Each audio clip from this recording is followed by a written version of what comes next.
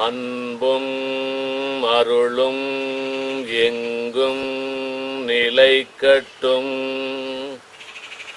ஓம் சர்வலோக சித்தர்களே போற்றி, சர்வலோக ரிஷிகளே போற்றி, சர்வலோக முனிவர்களே போற்றி, சர்வலோக நாதாக்களே போற்றி. ஈரேழு 14 புவனங்கள். இந்த 14 புவனங்களிலே 224 உலகங்களில் இதே மனித தேகத்தோடு உயிர்கள் வாழ்ந்து கொண்டிருக்கின்றன. அதற்கு சாட்சியாக பல சித்தர்களுடைய பாடலையும் குறிப்பாக திருமந்திரத்திலே திருமூலர் கூறுவதையும் நாம் எடுத்துக்கொள்ளலாம். இப்படி மனிதன்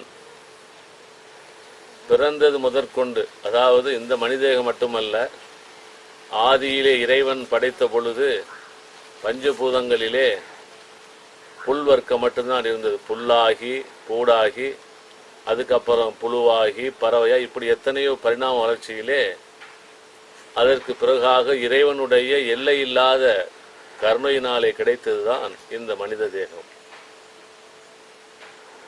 மனிதர்களையும் விஞ்சிய சக்தியையும் அளப்பரிய மனோ ஆற்றலையும் ஆத்ம சக்திகளையும் தேவர்கள், ஏஞ்சல் என்று குறிப்பிடுவார்கள், எத்தனையோ உயிரினங்கள் பெற்றிருந்த பொழுதும் இந்த பிறப்பு இறப்பு என்கின்ற அழிதல் தோற்றம் என்ற இரண்டையும் விஞ்சி என்றும் சிரஞ்சீவியாக ஒருவன் வாழ வேண்டும் என்றால் அதற்கு வழிகோலக்கூடிய ஒரே வழி இந்த மனித தேகம். அதனால்தான் அரிது அரிது மானிடராய் பிறத்தல் அரிது என்று அவை பிராட்டியானவள் சொன்னாள். ஆகவே இந்த மனிதனானவன் பிறக்கிறான், குழந்தையாக இருக்கிறான், தவழக்கூட முடியாத குழந்தையாக அழுகிறது, அப்புறம் தவழ்கின்றது, அப்புறம் தத்தி தத்தி நடக்கின்றது, அப்புறம் ஓடுகிறான், அப்புறம் மனவழியை சென்று வாழ்க்கையில் ஆடுகிறான், பாடுகிறான், கடைசியில் வாடுகிறான், நொந்து மடிந்து விடுகிறான். எல்லா மனிதருடைய வாழ்க்கையும் ஒரு 3க்குள்ளே முடித்து விடலாம். பிறந்தான், இருந்தான், இறந்தான், இப்படித்தான்.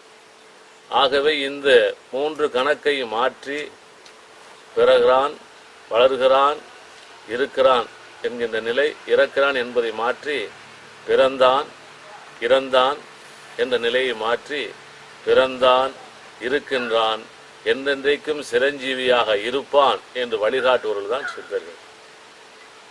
சித்தர்கள் என்றாலே 64 சித்திகளையும் பெற்று அதற்கு மேலாக 65வது சித்தியாகிய மரணமிலா பெருவாழ்வை பெற்றவர்களே சித்தர்கள்.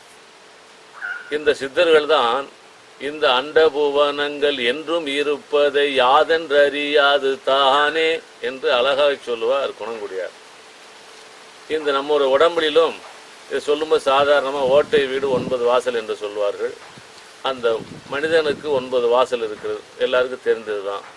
இந்த 10வது வாசல் ரகசியத்தை சொல்லி அந்த 10வது வாசல் நீ பற்றி கொண்டால், நீ பக்தியோடு அதை பற்றி கொண்டால் அந்த நெறியை உனக்கு உற்றி காட்டி, அதை தொட்டு காட்டி, அதை தொற்றுக்குறை செய்து என்றும் சிரஞ்சீவியாக வாழ்வதற்கு வழிகாட்டுவது தான் சித்தர்கள். என்ஜான் உடம்புக்காகவே வாழ்ந்து இந்த வயிற்றுக்காக 8 மணி நேரம் உழைத்து உலகிலே சண்டை போட்டு நான் நீ என்று அடித்து கொண்டு இந்த கடைசி மூச்சு எப்போ நிற்கும் தெரியாமல் செத்து மடிந்து விடுகிறான். எதற்காக பிறந்தோம், எதற்காக இருந்தோம், எதற்காக சம்பாதித்தோம், எதற்காக துன்பப்பட்டோம், எத்தனையோ கூத்து ஆடினமே, இந்த கூத்தெல்லாம் நிரந்தரம் ஆகாது என்று சிந்தித்து கூட பார்க்க முடியாமல் மனிதன் இறந்து விடுகிறான். ஆகவே ஏன் அப்படின்னு கேட்டால், நம்முடைய ஒவ்வொரு மனித மூளை இருக்கிறது அதிகபட்சமாக 2லேருந்து 5% தான் வேலை செய்யுது. ரொம்ப அறிவு இருக்க மாதிரி பேசுகிறான் பாரு, அவனுக்கு கூட அது அதிகம்.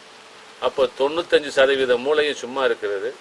அந்த 95% மூளையும் இயங்க வைத்து அழியாத நித்திய சிரஞ்சீவி பேரின்ப பெருவாழ்வையும் பெற்று என்றென்றும் நமக்கு வரக்கூடிய நரை திரை பிணி மூப்பை மாற்றி என்றும் மீண்டும் சிரஞ்சீவியாக, எப்படின்னா அந்த விழுந்து போன பல்லு திரும்ப முளைக்கும், விழுந்த நகை முடி முளைப்பது மாதிரி விழுந்த பல்லு திரும்ப முளைக்கும், கூடான கண்ணு திரும்ப பார்ப்பான், நரைதிரை மாறித்தம் என்று இளமையாக இருப்போம். இதுக்கெல்லாம் வழிகாட்டக்கூடிய சித்தர்கள் எப்போ காட்டினாங்க?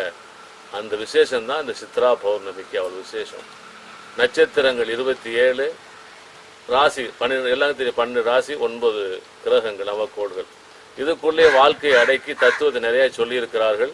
நம்ம உடம்புக்குள்ளே இது இருக்குது. ஏனென்றால் அண்டத்தில் உள்ளது பிண்டம், பிண்டத்தில் உள்ளது அண்டம் என்றார். பிண்டம்னா நம்ம உடம்பு, அண்டம் என்று வெளியே தெரியக்கூடிய இந்த உலகம், பிரபஞ்சம்.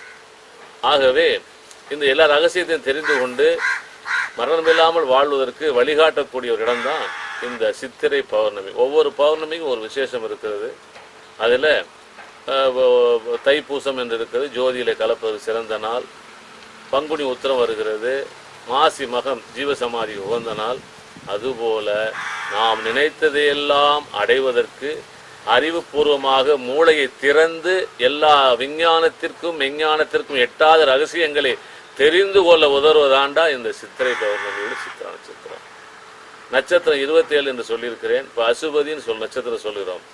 அதில் சொல்லும்போது ஆங்கிலத்தில் ஹார்ஸ் ரைடு என்று சொல்லுவார்கள் இல்லையா? அப்போ அனுஷம் என்றது, அனுஷம் என்று சொன்னால் லக்கின்னு சொல்லுவாங்க. ஆங்கிலத்தில் சொன்னால் லக்கின்னு சொல்லுவாங்க. அது மாதிரி இந்த சித்திரைன்னா பிரில்லியன்ட்னு பேர். ஆங்கிலத்தில் சொல்லும்போது நட்சத்திரம் அப்படி தான் சொல்லுவாங்க. அப்போ ஏன்னா அந்த நாளில் அவ்வளவு அறிவு திசுக்கள் எல்லாம் வேலை செய்வதற்கு ஒரு வழி இருக்கிறது. ஆனால் அந்த வழி யார் என்ன பண்ணியிருக்கார்? வள்ளல் பெருமானே சொல்லியிருக்கிறார்.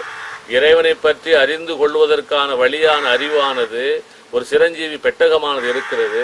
அந்த பெட்டகத்தை ஆதியிலே ஒருவன் பூட்டி வைத்திருக்கிறான். அவன் திறந்தால் அன்றி திறக்க முடியாதுன்னு சொல்லியிருக்கிறார். ஆகவே அது யாரு திறந்தா யாரு மூடனா, எது மூடுதுன்னா அதை பார்க்க வேணுமா இல்லையா? எது திறக்குது? நாம செய்த புண்ணியம் என்கின்ற சாவி அதை திறக்கிறது. பாவம் என்கின்ற கதவு அதை மூடுது. இந்த பாவம் புண்ணியம் இரண்டும் தான் நம்முடைய சாகா நிலைக்கு ரெண்டுமே தடையா இருக்குது. சாவியும் தடை தானே. சாவி இருக்க வரைக்கும் பூட்டு அவசியம், பூட்டு வரைக்கும் சாவி அவசியம். ரெண்டும் திறந்து போக வேண்டும். அந்த நிலையை காட்டக்கூடியதான் சித்தர்கள். உதாரணமாக இந்த சித்ரா ஒவ்வொரு பௌர்ணமி சொல்லுகிற பொழுது அந்த ஒவ்வொரு பௌர்ணமிக்கும் கதை வழங்கி வருகின்றது. அதற்கான காரணம் இருக்கிறது. ஆனால் காரியத்தை மட்டும் பிடிச்சுக்கிறோம். செத்து போனோம் கட்டவரில் கட்டுறான்னு எல்லாம் கட்டவரில் கட்டுறான், மூக்கில் பஞ்சு வைக்கிறான். ஏன் வைக்கிறான்னு தெரியாது. ஆனால் காரணம் என்னன்னா, பாவி வாழுகின்ற பொழுது சுவாசத்தை கட்டாமல் இப்படி விட்டுட்டேங்கிறதுக்காக தான் மூக்கில் பஞ்சு வச்சு அடைச்சி காமிக்கிறாங்க. கால் என்கின்ற வாசி பிடிக்கலங்கிறத தான் காலை கட்டுறாங்க. காரணத்தை விட்டுட்டு காரியத்தை பிடிச்சு கொண்டு இருக்கிறார்கள். காரிய கதை இருக்கிறது. இந்த சித்ரா பௌர்ணமி என்ன என்று கேட்டால், சித்ரா பௌர்ணமி என்பது யம தர்ம ராஜாவிற்கு கணக்கப்பிள்ளையாக இருந்து, எப்படி நம்ம ஒரு நம்முடைய கம்ப்யூட்டரு சர்வர் இருக்கு, சர்வரில் எல்லாவுடைய கம்ப்யூட்டர் இணைச்சி வச்சிருக்கிற மாதிரி இந்த எல்லா மனித செஞ்ச பாவ கணக்கும் போது எந்த சர்வர்கிட்ட இருக்கிறது? யம தர்ம ராஜாவுக்கு கணக்கு எழுதக்கூடிய சித்திரகுப்தன். அவர் தான் இந்த பாவ புண்ணியத்தை எழுதி வச்சிருக்கிறார். அந்த சித்திரகுப்தன் பிறந்த நாள் சித்திர நட்சத்திரம். அவனுடைய பாவத்தை போக சித்திரகுப்தன் என்ன பண்ணுவாராம்? அன்று நதி புண்ணியமா நதியில நீராடுகிற பொழுது என்னுடைய பாவம் எல்லாம் போச்சு, யார் நம்புறானோ முழுமையா பாவத்தை நீக்கி சித்திரகுப்தனை கும்பிட்டோன்னா அவர் காப்பாற்றி பாவத்தெல்லாம் தொலைச்சிடுறாரு. நமக்கு நல்ல வழி கிடைக்குது, செல்வம் கிடைக்குது, பொருள் கிடைக்குது. இப்படிதான் அவங்க சொல்றாங்க. அதற்கு இன்னொரு பொருள் என்ன சொல்கிறார்கள்? நடைமுறையில் பார்க்கிற பொழுது தேவலோகத்தில் தேவகுரு இருக்கிறார். அந்த தேவகுரு ஒரு முறை இந்திரன் தவறு செய்த பொழுது அந்த சபையில் நிறுத்தி இந்திரன் அந்த தவறையெல்லாம் செய்திருக்கிறார் என்று சொல்லுகிற பொழுது கோபம் கொண்டு குருவை மதிக்காமல் சென்று விடுகிறான். குருவின் சாபத்தினாலே பூலோகத்திலே பிறந்து மிக துன்பப்பட்டு ஒரு நாளிலே அருகிலே ஒரு கல் போல் தெரிகிறது. அது சிவலிங்கம் என்று உணர்ந்து அழுது தொழுகிறான். தொழுத பொழுது பக்கத்திலே தங்க தாமரை தெரிகிறது. அது எனக்கு வேண்டும் என்று கேட்கிறான். அதை ஆண்டவன் கொடுக்கிறார். அதுதான் சித்ரா பௌர்ணமி என்று சொல்லியிருக்கிறார்கள். ரெண்டே இங்கே பார்க்க வேண்டும். என்னன்னா, இப்போ யமன் பாவ கணக்கு புண்ணிய கணக்கு எழுதுறான். அந்த பாவத்தை எல்லாம் குளிச்ச உடனே சரியா போகுதுன்னா புண்ணிய ஸ்நானம் என்று பெயர். இப்போ சித்ரா பௌர்ணமியிலே புண்ணிய ஸ்நானம் எடுத்துக்கொண்டாயாகில் உன்னுடைய பாவம் எல்லாம் போயிடும். யோக ஞான வழி திறந்து ஞான யோக சித்தி அடையலாம். எத்தனையோ வருஷம் 10 பேர் எத்தனையோ பேர் சொல்றாங்க, 10 வருஷமா 20 வருஷமா 30 வருஷமா எத்தனையோ குருவெல்லாம் போய் பார்க்குறேன். நானும் விழுந்து அடிச்சு ராத்திரியும் போக தியானம் பண்ணி பார்க்குறேன், மூச்சை பிடிச்சி பார்க்குறேன், ஒன்றும் ஒர்க் அவுட் ஆகலன்றான். சில பேர் அந்த வழியில போனால் துன்பம் வருது, வியாதி வருது, வறுமை வருது, பல சங்கடம் வருதுங்கிறான். இதெல்லாம் நீங்குவதற்கு வழிகாட்டக்கூடிய நாள் தான் சித்தர்கள் போற்றுகின்ற சித்ரா பௌர்ணமி. இந்த 12 பௌர்ணமிகளிலும் சித்தர்கள் எல்லாமே சேர்ந்து தவம் பண்ணி புண்ணிய நதியை வரவழைக்கக்கூடிய அந்த அற்புதமான தினம்தான் இந்த சித்ரா பௌர்ணமி. ஆகையிலே இந்த சித்ரா பௌர்ணமி நாம் என்ன செய்ய வேண்டும்? புண்ணிய ஸ்நானம் செய்ய வேண்டும். கிறிஸ்துவ மதத்திலும் பாவம் போக்குவதற்கு புண்ணிய ஸ்நானம் என்று ஒன்று இருக்கிறது. உண்மையான புண்ணியஸ்தானம் என்பது நம்முடைய 72,000 நாடி நரம்பு. இந்த உடம்புல 2 கண் இருக்கு, பார்த்தோன்னே இந்த 3வது கண் இருக்கு, அது எல்லாருக்கும் தெரியாது. அதுக்கு பேர் காணாத கண் என்று பெயர். எப்போ இந்த 2 கண் வழியாக அலைந்து பஞ்ச புலன் வழியாக ஆசையெல்லாம் விடுவதையெல்லாம் விட்டு விட்டு எப்போ சும்மா சிவான்னு உக்காரியோ அப்போதான் அந்த காணாத கண் திறக்கும், கேளாத காது கேட்கும். இது மாதிரி பார்க்கக்கூடிய அவயங்கள் இருக்கிறது, பார்க்க முடியாத விஷயங்கள் உள்ள எவ்வளவு இருக்குது, அதையெல்லாம் பார்ப்பதற்கு அருளக்கூடிய நாள் தான் இந்த சித்ரா பௌர்ணமி. ஆகவே இந்த 72,000 நாடி நரம்புகளிலும் அந்த அமிர்தமானது ஊற்றி ஓடுகின்ற பொழுது பரியேறி செவ்வாரியும் நடத்தலாகும் பஞ்சமா பாதகமும் பரந்தே போகும் அரியலா மனம்தானே உயிர்தானாகும் இந்த அண்டத்தில் சென்றிடவே முக்தியாகும் என்று காகபஜந்த ஞானம் என்பதில் சொன்ன உண்மை விளங்கும். அப்போ இந்த சித்ரா பௌர்ணமியிலே பெரிய குளத்திலே ஒரு அற்புதத்தை இப்போ செய்ய போகிறோம். இந்த வரக்கூடிய சித்திரை மாதம் 5ஆம் தேதி 18/4/2011 தொடங்கி 21 நாட்கள் சித்ரா பௌர்ணமி தொடங்கி சித்திர விழா மகாபைரவ திருவிழா மகா விழா இங்கே நடக்க இருக்கிறது. ஏன்னா யமனுடைய கணக்கப்பில் சித்திரகுப்தன், அந்த யம தர்ம ராஜாவுக்கு அந்த பட்டத்தை கொடுத்த யாரு? மகாபைரவர். ஆகவே மகாபைரவ வழிபாட்டை செய்கிற பொழுது இந்த பாவம் எல்லாம் போய்விடுகிறது. 2வது இந்திரனுடைய தேவேந்திரனுடைய சாபத்தை நீக்கி குரு.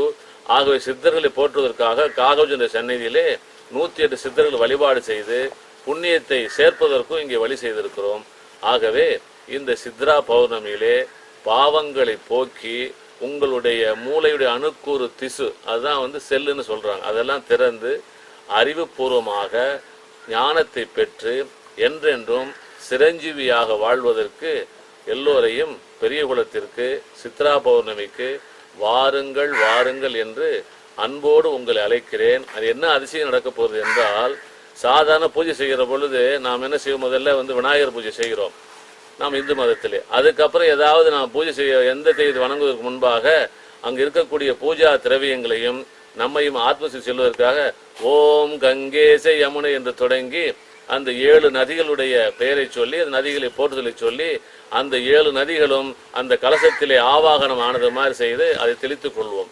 அதுக்கப்புறம் சித்தர் வழியில் செய்கிற பொழுது கங்கா தீர்த்தாய நமக சப்தலோக கங்கா என்று சொல்கிற போது இந்த காமதேனு கற்ப உலகம் மட்டுமல்லாது இந்த 224 உலகங்களிலே 7 புண்ணிய உலகங்கள் உண்டு. அங்கே புண்ணிய ஆத்மாக்கள் மட்டும்தான் வாழ முடியும். என்ன புண்ணிய ஆத்மான்னு கேட்டால், அந்த உலகங்களிலே வாழக்கூடிய மனிதர்கள் என்ன வேணும்னு ஆசைப்படுகிறார்களோ அந்த நினைப்பு அவன் புத்தியில ஒதுக்கிறதுக்கு முன்னாடி அந்த சித்தத்தில் பதிவாகும் போல அந்த பொருள் கிடைத்து விடும். ஆகவே அங்கே வேண்டுதல் வேண்டாமை என்பது இல்லை. அதனால்தான் வேண்டுதல் வேண்டாமை இலானடி சேர்ந்தார்க்கு யாண்டும் இடுமையில்ங்கிற மாதிரி எல்லாம் கிடைக்கக்கூடிய உலகங்கள் அப்படி 7 உலகம் இருக்கிறது. அந்த 7 உலகங்களையும் இருக்கக்கூடிய புண்ணிய தீர்த்தங்களையும் என்னுடைய சக்தியினாலே இறைவன் கொடுத்த திருவருளினாலே மகாபைரவ திருவருள் கருணையினாலே எல்லா சித்தரையும் கொடுத்த அருள ஆசியினாலே அன்று அந்த புண்ணிய தீர்த்தங்களை வரவழைத்து அன்று வரக்கூடிய பக்தர் எல்லோருக்கும் அதை உள்ளே அருந்துவதற்கு வெளியே தெளிப்பதற்கு கொடுக்க போகிறேன். பாவங்கள் விலகும், புண்ணிய கதவானது திறக்கும், ஞானம் செழிக்கும், செல்வம் பெருகும். இது சத்தியம். உண்மையான பக்தியும் நம்பிக்கை விசுவாசம் யார் இருக்கிறதோ எல்லோருக்கும் கிடைக்கும். ஆகவே திருவண்ணாமலைக்கு அருகில் இருக்கக்கூடிய காகாசிரமத்திலே காகஜ்வண்ட ஆதீனத்திலே இந்த சித்ரா பௌர்ணமியிலே நடக்கக்கூடிய இந்த அற்புத உண்மை திருவிழா கலந்து கொண்டு ஞானத்தையும் செல்வத்தையும் பெற்று என்றென்றும் சிரஞ்சீவி வாழ்வதற்கு உங்களை ஆசீர்வதிக்கிறேன்.